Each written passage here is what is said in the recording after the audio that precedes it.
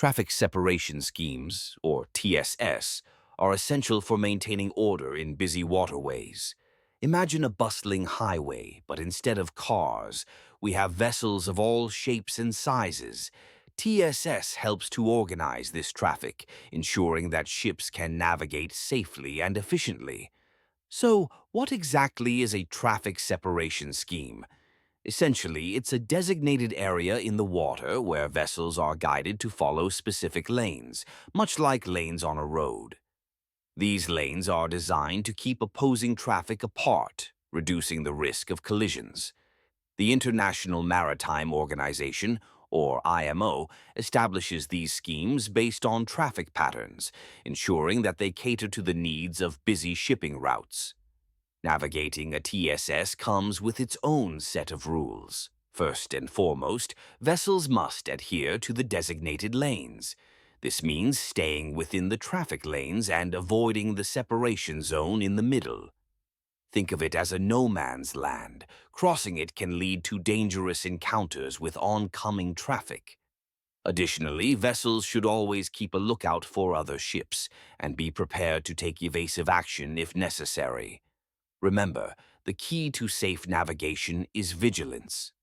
Now, let's talk about what to avoid in a TSS. One major pitfall is failing to follow the established traffic flow.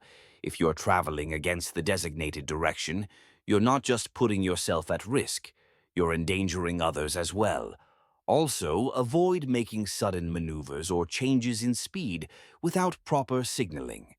Communication is vital in these busy waters, so always use your radio to announce your intentions. Real-life applications of Rule 10 can be seen in some of the world's busiest shipping lanes. For instance, the English Channel is a prime example of a TSS in action. Ships from all over the globe navigate this narrow stretch of water, and the TSS helps to manage the flow, preventing chaos and ensuring safety. It's fascinating to see how these rules play out in real time, with vessels adhering to their lanes and maintaining a steady pace.